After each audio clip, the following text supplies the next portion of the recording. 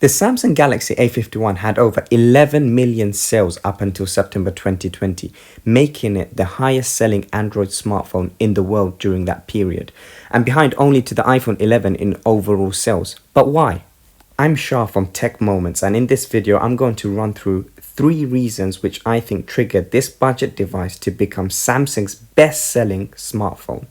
Starting with feature packing, the Galaxy A51 comes with a heap of specs out of the box, making it a compelling device compared to other phones in a similar price range. The A51's stylish design, large screen and quad camera setup seems to have really worked in Samsung's favor with this phone, as like mentioned at the start, it sold in the many millions. The fact that it has AMOLED display and an under-display fingerprint scanner gives the Galaxy A51 an almost flagship impression. And that's the key word. You see, when a smartphone company releases a phone like this at such a compelling price, it makes consumers feel they are getting more for less, and that is an effective strategy, especially in the smartphone game. Adding to those specs is the Android 10 with One UI 2.0, which comes straight out of the box, which tells me that Samsung is prioritizing this phone's buyers, as it should give them updates for at least a couple of years. And whilst we are talking of features, the quad camera setup on the A51 does come with some gimmicky type lens. And what do I mean by this? Of course, it's the macro lens, which surprisingly in the A51's case takes great pictures as long as you are taking them in good lighting conditions. Another key component behind the Galaxy A51's popularity is familiarity. Yes, the A51 is the sequel phone to the much bought and also loved Samsung A50. That device had similar specs which people prioritized highly, so Samsung, I guess, simply took all those appreciated specs and made them better. In fact, this is very important in order to try and sell a phone well, and it's no surprise that Samsung do this so often, so well. I mean, they released the S10 last year, which had flagship qualities to it and sold those very successfully, and then they released the S20 phones early this year, which took those much loved specs and spiked them, a good example being the 100x zoom found on the S20 Ultra. Now for the cherry on top of the cake, price. I bought this phone for around £250, brand new, sealed in the box, and for that price I felt I was getting great value for the money. To be honest, for me personally, this one aspect is perhaps my biggest priority when purchasing a smartphone. I'm assuming it's high on your list too. Therefore, Samsung, I believe, priced this device pretty much spot on. Well, look at the sale figures that backs up my claim quite well. Now that I've given you 3 reasons why I thought the Samsung A51 was the best-selling Android device in 2020, I want to turn my attention towards the drawbacks this device has.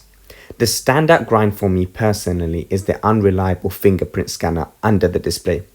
Apart from how cool it looks, the reliability of this component in the phone is absolutely terrible. I would even go as far to say it is borderline useless. Yes, it has gotten better now that I've re-registered the same thumb twice on the reader. However, I shouldn't have to do this. Next, you have perhaps the almost equally mentioned, very questionable Exynos 9611 chip. Before I show you what I mean, let's just note something. A processor in a phone is like the brain. It instigates the day-to-day functioning and processing of the phone. Therefore, it is very noticeable the more you use the phone if the processor is able to cope with the things you use it for. So in the case of the Samsung A51, a few things have clearly shown me just how much that Exynos chip has affected my day-to-day experience with the device. Starting with the photo taking experience. So once I've taken a photo and want to view it, I often find that it takes a few clicks for me to be able to see the picture taken.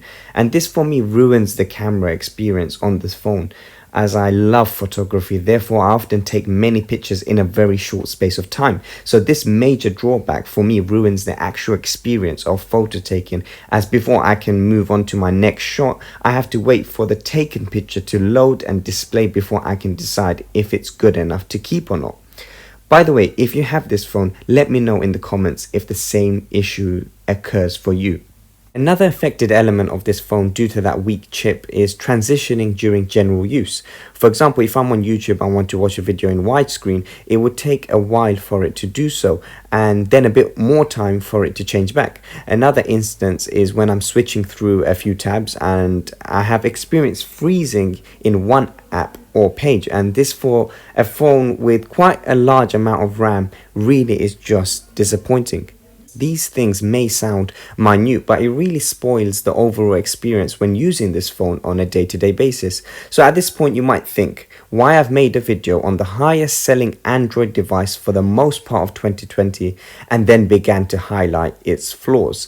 And the answer to that is, I wanted to point out that regardless of a phone's drawbacks in some areas, buyers often purchase a smartphone if it has those three things mentioned earlier, which is of course lots of features, a familiar reputation, and a great price. That's it for me, and that's it for this video. Let me know your thoughts about my 3 reasons why the Samsung Galaxy A51 became Samsung's bestseller, and also I would greatly appreciate a subscribe to the channel if you enjoyed the video. Thank you for watching. See you in the next tech moment.